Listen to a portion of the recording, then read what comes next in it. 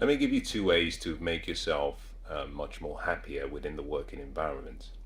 If you find that you work in a company, you work in an organization, and you find that you're not really happy, then I feel for you. My heart goes out to you. And my heart goes out to you because we spend more than half of our waking life at work. And if you find that you're unhappy at work, it means you've already lost a 50% chance of you being happy. That means that your chances of actually being fulfilled is very slim. Now, I'm not saying this in a way to make you feel bad, it's just a fact. The numbers never lie. I love what Winston Churchill said. He said, no matter how beautiful your strategy is, you should occasionally look at the results. In every game, in every sports contest, there is a scoreboard. The scoreboard is there for a purpose. The purpose is to keep score. And no matter how well you play, if the scoreboard says otherwise, then you could have been the best player in the pitch and you've produced no results. And 50% of your life invested doing something that you feel unfulfilled with and you're unhappy means that the remaining 50% you have to struggle really well to get the remaining 50, and in most cases it's not possible.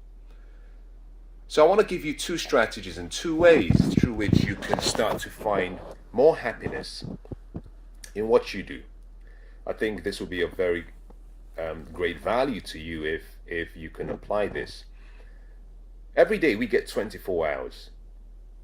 8 hours of those on average is spent sleeping. That leaves us with 16 hours every day.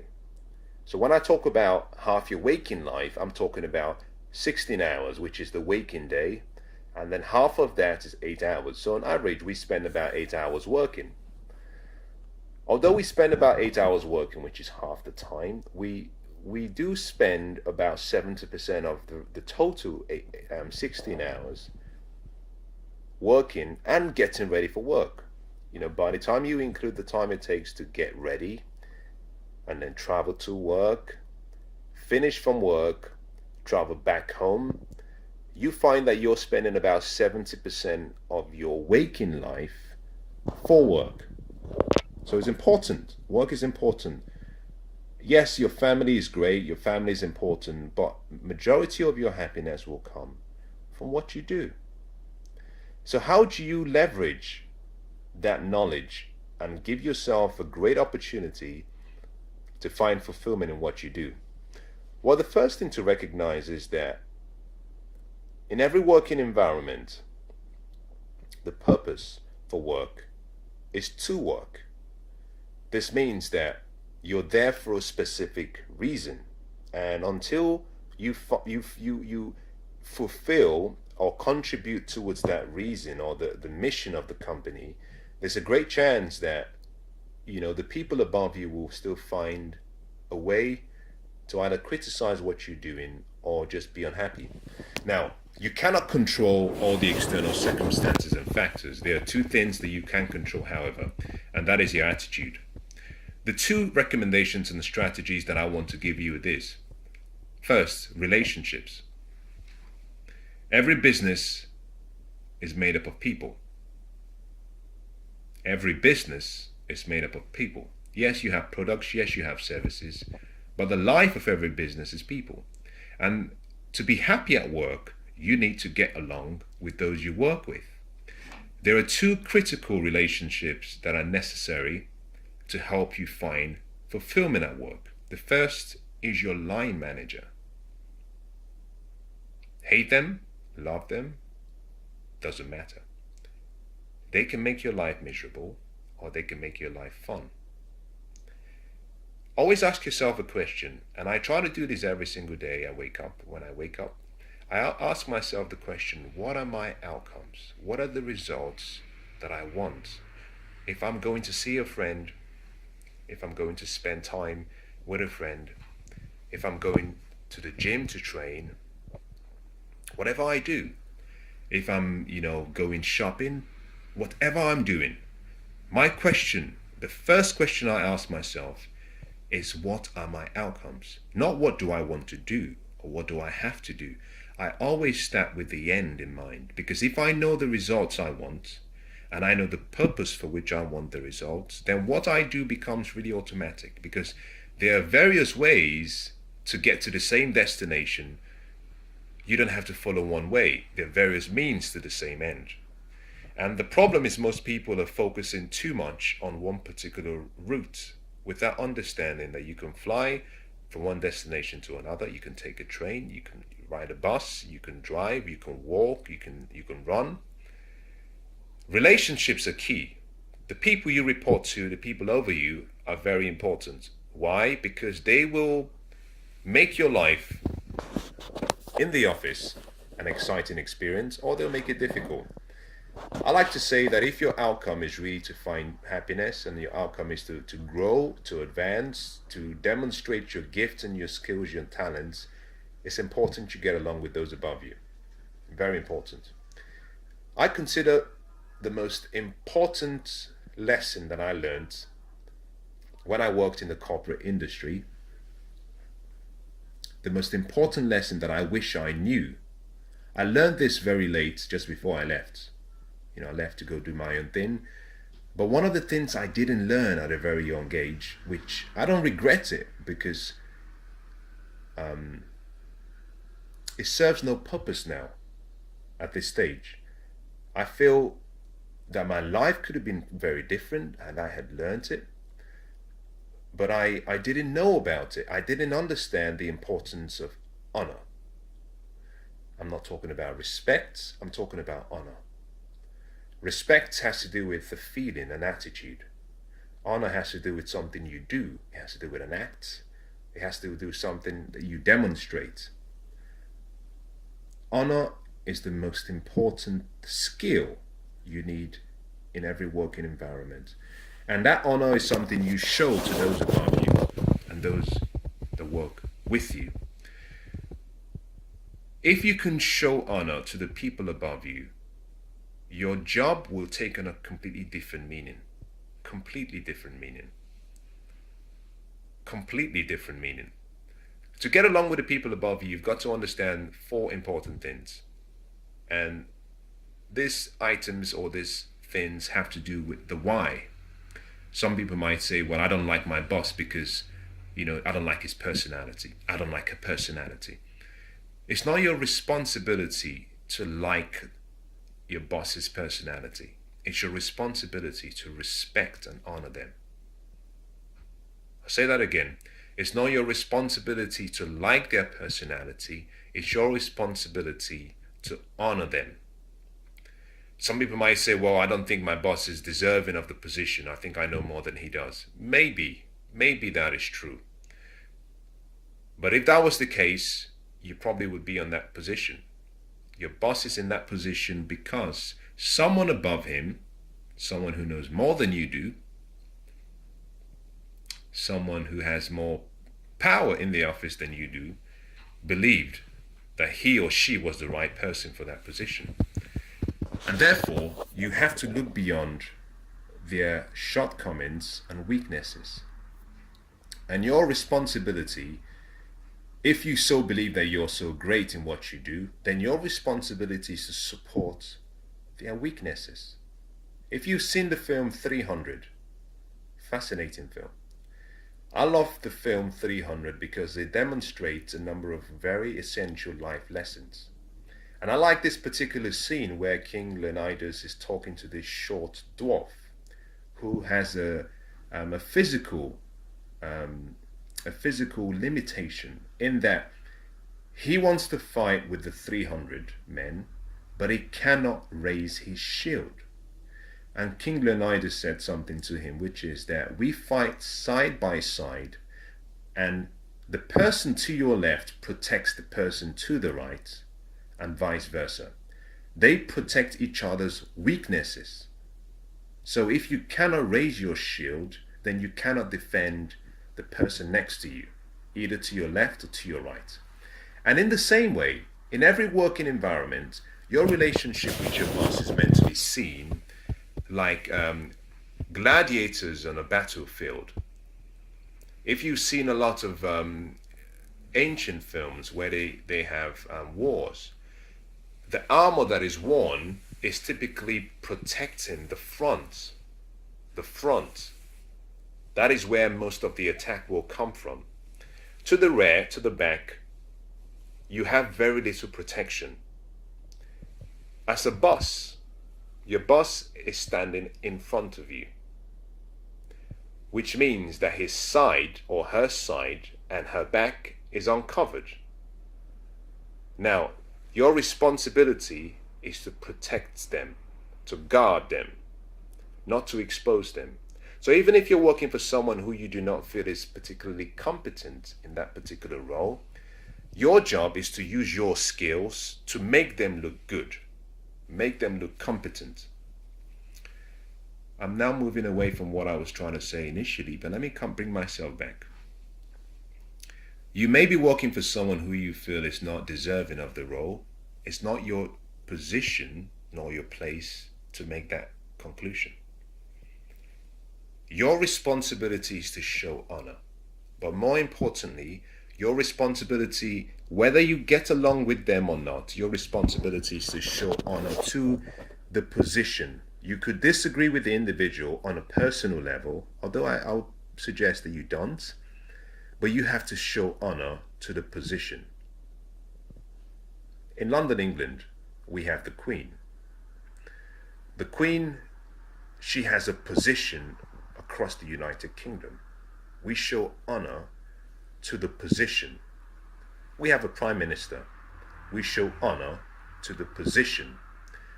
I may disagree with some of his philosophies or her philosophies, but I have to show honor to the position.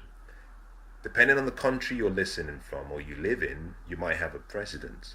You could disagree with the president on a personal basis based on his views about particular social, economic events, but you have to show honor to the position.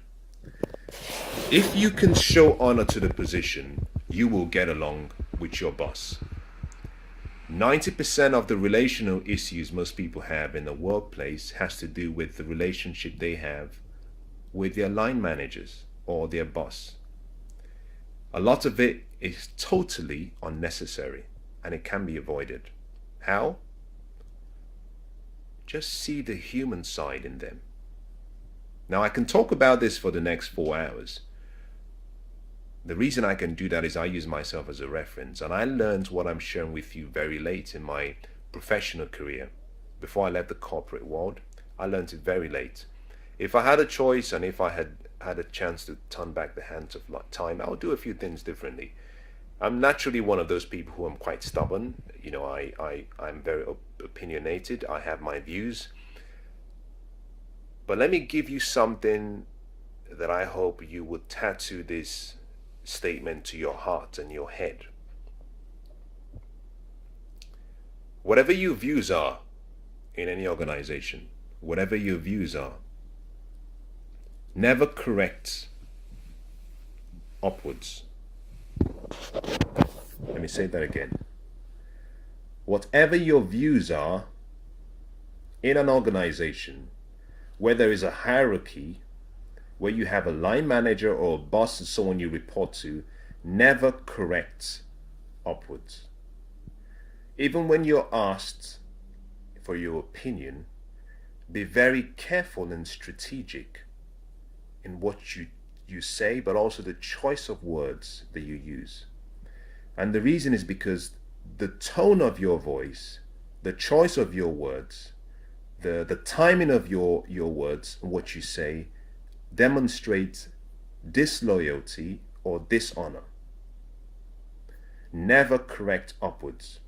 You might have a view about how things should be done. You might disagree with the way management is dealing with things. Yes, you might be right in your views, correct, but it's not your place to correct upwards.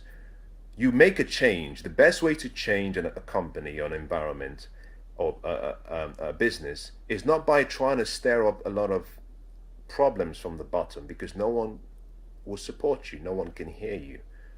you have to show honor upwards. So the first thing you have to do if you want to change the relationships and create more happiness is get along with your boss. Take it a step further. Get to know them. I like what Abraham Lincoln said. He said, I don't like this person. I must get to know them. Understand that we're all different. We have 7 billion people in the world today. And as you listen to this, none of us is like you. None of us has the same DNA. None of us talks. None of us sings, laughs, sleeps, dreams, thinks like you. Which means that we're all uniquely different. So in a working environment, it's unfair for you to think and expect your line manager to be like you. I think it's totally unnecessary. So I would say get rid of that mindset. Get along with your boss. Take it a step further and develop a relationship with them where you get to know them on a personal basis, because I found that in some cases that we all have our flaws and we all have our personal issues, and some people come to work with theirs and some people don't. We're all human. Just like you, people make mistakes. Be very slow to judge. Again, be careful about judging on the packaging. Yes, they may have a really silly attitude. Yes. Yes, they may have a terrible persona and personality. Yes. Your responsibility is not to understand them. Your responsibility is to respect, honor, and love them within the limits of the profession. But if you can get along with them and form a bond where you guys can maybe go out for coffee together, you can have a conversation for a number of minutes beyond work, beyond the really small talk. If you can do that, you'll find that your relationship with your boss will start to get better. The second relationship you have to deal with and get really good at is your relationship with your colleagues.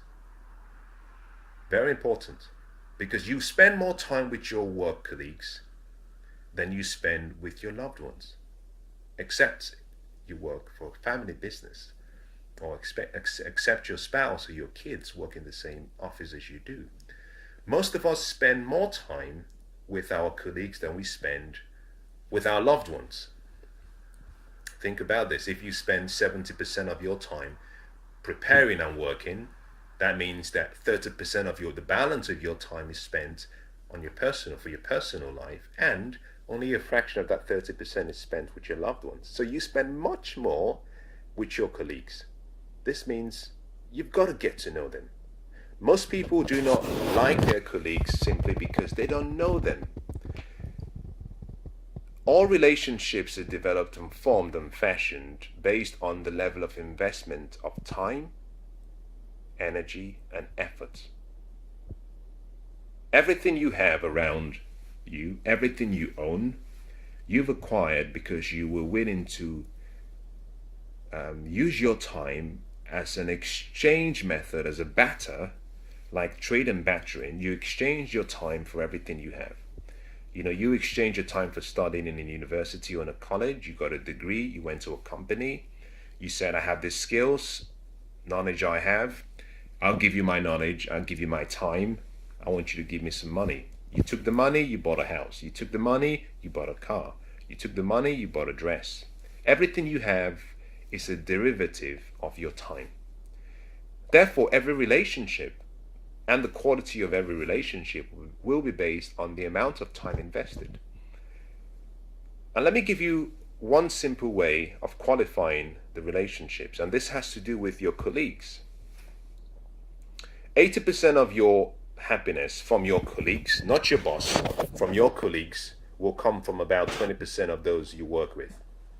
The key is to identify that 20% and spend 80% of your time with that 20% and the balance of your 20% with the 80%. Identify the few people that support your dreams and goals professionally, but also people who create happiness and joy in your life. If you can do that, your life will be easy. If you try to please everyone in the office, you'll be a miserable person. It's not your responsibility to get along with everyone. And guess what? Not everyone will like you. And if everyone in your office If everyone in your office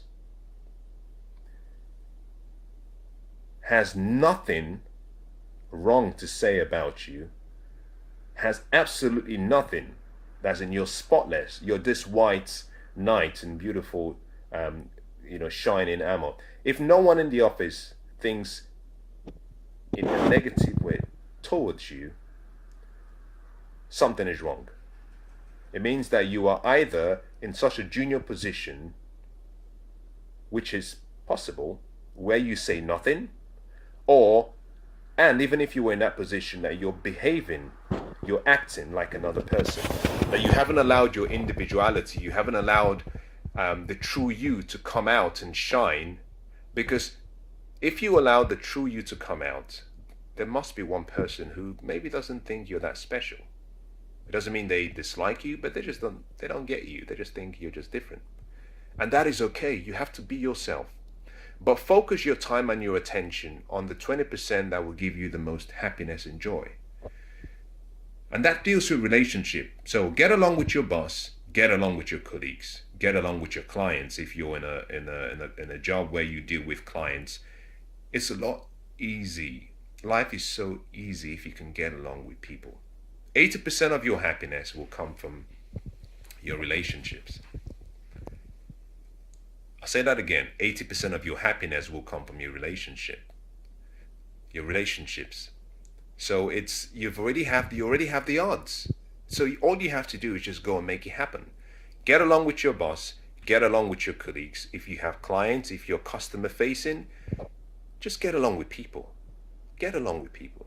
Now, the second thing you have to do to complete the equation for making happiness a daily experience at work is you have to become excellent at what you do.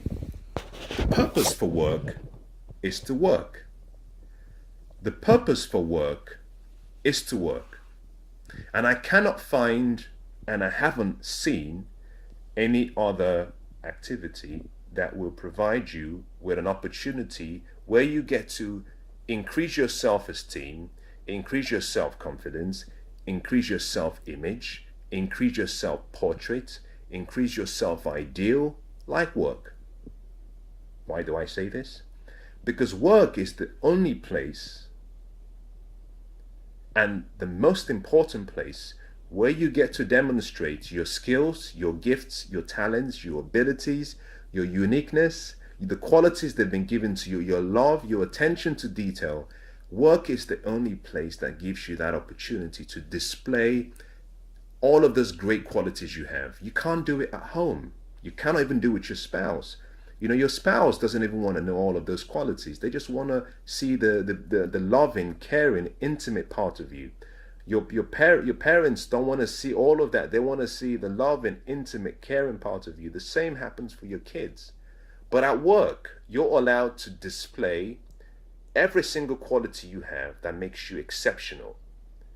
You get to display why you are unique. You get to display why there's only one of you in 7 billion. And guess what? They pay you for it. You're paid to display all of those qualities. What a rare experience. A rare experience where you get paid to demonstrate your gifts. And guess what? When you demonstrate it well enough, who knows, maybe you get some more compensation. And understanding that work is to display your skills in such a way that you solve problems and create value. The purpose for work is to work. Some people are not happy with work because they don't understand the purpose for work. The purpose for work is to work. The purpose of a business is to solve problems and create value. The people who can solve problems for a company or an organization or an institution will create value for the company. The more value you create, the more you're rewarded. Those who are happy with what they do are those who feel that they are being compensated and rewarded in proportion to the value they're creating. So work is important. Now, I'm going to talk about the psychology of people very quickly. But before I do that, let me just say something. And what I want to say is this. We're all born for a purpose. We all have a purpose. We're here on earth. We've been born to enjoy this beautiful journey through life, to experience life and have it at the most highest level, to have life abundantly. Part of the journey that we've been given through life is that we're meant to solve a problem. We are solutions to problems that either currently exist or will exist. And part of our responsibility is to produce what I call fruits. So the gifts we have, we're meant to use these gifts to create solutions for the generations to come, but also for the people who are living right now with us. Because we have a purpose, it means our gifts, our skills, our abilities will flourish in a particular environment. So if you're not happy with work, it's very possible that you are in the wrong environment. Never consider yourself as being lazy. There's no such thing as lazy. You're just not inspired. Never consider yourself as not motivated. That doesn't make sense. You're just in the wrong environment, because when you put yourself and place yourself in the right environment, automatically the skills and the gifts and the talent you have will come alive. A lot of people are not happy with work because they're operating from a place of weakness rather than a place of strength. And that makes a whole difference. You know, you can love your boss, you can love your colleagues, but if you have a job where what you're doing, you feel within your spirit that it's not what you were born to do, you may not do it in an excellent way. Now, I'll qualify that by saying this. Whatever your hands find to do, this is what the ancient book says. My favorite book says, whatever your hands find to do. Now, you could also say whatever your mind or your brain finds to do. It says, do it with all of your mind, with all of your strength. Whatever you find to do it with all of your mind and do it with all of your strength. And I believe this is why Martin Luther King said, if you find yourself as a street sweeper, sorry, my battery is running low, so I'm going to have to stop very soon. It says, if you find yourself as a street sweeper, sweep the streets like Michelangelo or Beethoven or Picasso, so that the host of heavens can look down and say, there goes a really exceptional street sweeper. Whatever you find to do it with all of your strength and do it with all of your might. The point I'm making with that statement is that although you might find yourself in a place where you don't feel that what you're doing is your responsibility in terms of your life's purpose, you still have to give it your best. Do it well, because that could be, like I found in my experience, that could be a preparation ground for your purpose. That could be a transportation system that gets you to your final destination. And if you decide that you're not going to give your best, two things happen. You risk never arriving at your destination because you refuse to get on the vehicle, the transportation to take you to the destination that you were born to be in. But also, there is something about the human spirit, is where we have excellence and greatness in us. And every time we perform lower than we have within us, we don't feel fulfilled. So in most cases, a lot of people are unhappy, not because they've done something particularly wrong. A lot of people are unhappy now. I'm just going to bend this across because I want to find my charger. My phone is about to run out. A lot of people are unhappy because they are giving less than their best. If you give less than your best, you will never be happy. I'll say that again. If you give less than your best, in anything you do, if you give less than your best, you will never be happy. Because there is something in us, it's called integrity. If you did maths, you're familiar with the word integer. Integer comes from mathematics, and it has to deal with a whole number. Each of us we're made and we're born as a whole number. When you give less than your best, you fall out of integrity. And that creates a discomfort within you because your inner spirit and your physical body are in conflict. Your inner spirit is saying, you should give your best. I am the best. Your physical body is given less. So there's a conflict. So understand this, that whilst you may not be in your true purpose position, remember that to get to the destination you're trying to get to, you need a transportation system. And that means that you have to be excellent in everything you do, because every skill you learn, every knowledge you learn, whilst at the time you might consider that to be irrelevant, could be something that is necessary for you to fulfill in your true purpose. Now imagine if you finally arrived at a destination that you were born to be in, but you cannot perform. Whatever you do, do it with all of your might and do it with all of your strength. Give it your best. If you don't get along with your boss, that's okay. Give it your best. You're not working for your boss. You're not working for the organization. You're working for yourself. You're working to allow the true potential in you to come out. You see, success is simply going from where you find yourself today and pushing towards the unlimited potential you have. When you work, remember this, you're not working for anyone, you're working for yourself. Now, let me summarize what I've just given you, and I'll talk about the psychology. I've given you two ways and two strategies that are critical in making sure that every day you find happiness in what you do. The first has to do with your relationships. I said, get along with your boss, get along with your colleagues. If you have clients and customers, get along with them. Number two, be excellent in what you do. Get good at what you do. Become so good at what you do that they cannot ignore you. To do that, you must commit to the discipline of constant, never-ending improvement. And this simply means that every day, at the end of the day, you must sit down and ask yourself two questions. The first, what did I do right? The second, what could I do differently? Take the feedback and improve yourself. Every plane flying has to undergo what we call mid-course correction. It has to keep correcting its course.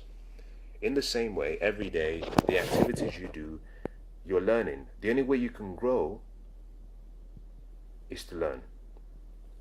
Growth is automatic. Progress is a decision. You find happiness when you progress, not when you grow.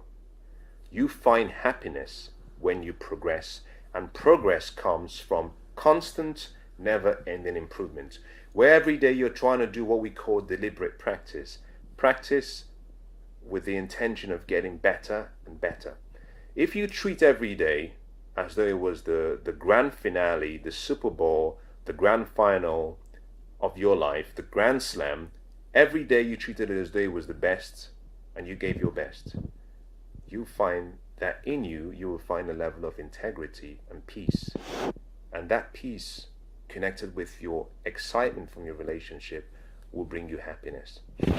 Now, as I conclude, let me talk about a number of things that will be of use to you. We have 7 billion people in the world today. Yes. We're all different. Yes. We're all unique. Yes. We're all special. Very much so. We have a different purpose. Absolutely. We're all significant. No doubt. Although we have all these unique skills and gifts and talents, we all have similar needs. We all have similar needs, and I've talked about some of them already. What does this mean? Well, this means that if I were to travel to China and I were to sit down next to someone from China, a Chinese lady, that her needs, her core needs, will be similar to mine. I could travel again across to another part of Europe, maybe not London, maybe go to, who knows, Copenhagen. and I were to sit down next to an elderly man, his needs will be the same as mine. If I traveled all the way down to Africa, to India, to America, we all have similar needs. Because we all have similar needs, our level of happiness will be a result of meeting these needs. So, wherever you might be watching this from, whoever you might be, I want you to listen very carefully, because I think the next 2 minutes could potentially change your life. Let me go through some of the needs, and I will not have time to go through this in detail, but let me give you some of the very important basis of the psychology of finding happiness in your life and in what you do. Let me start with the first need, and it's the one I just dealt with a few minutes ago. We all have a need to grow. The need to grow is connected to the need for us to feel that we're progressing every day. It's not a basic want, it's not I like to do it, it's a need. If you don't grow and you don't progress, you're not happy. You will never be happy. It's a need. You take a seed and you put a seed in soil, the seed has to grow if it's good soil. You look at a boy, you put him in the good environment, you nurture him, he has to become a man. You take a young girl, you nurture her, you give her the love she needs, she has to become a lady, a woman. Individually, we have a need to grow. If you limit growth, we start to wither on the inside. If you limit progress, we feel frustrated. You have to grow. So whatever job you're doing, a very simple way to find happiness is every day find a way to progress, find a way to grow, find a way to get 1% better in what you do, and you find that every day you find some level of happiness in what you do. Even if you don't enjoy the job you're doing, improve every day. Just focus on improving every day. The second need we have is the need for love and connection. I talked about this already, that we spend about 80%, we spend 80% of our happiness will come from our relationships, but also we spend, more than 50% of our waking day at work. So in the office, it's not enough to say, well, I have my loved ones and I have my spouse and I have my kids or I have my parents, and after work I'll get the love that I need. That's not right, because you're spending less than 20% of your day every day with your loved ones, and you're spending much more with your work colleagues. So you need to find a way to connect with people at work. Emotional connection is very important. You have to connect. Develop good, strong, positive relationships with people you work with. You may not be able to find love in the office. If you do, that's great. If you do, that's perfect, And I'm talking about the intimacy love, not the love thy neighbor as thyself. That is, I expect you to practice that as a standard. But you may not find the intimacy love, but the connection, in most cases, within the working environment is more important than the love. The need to feel that you relate to people and people understand you and people value you.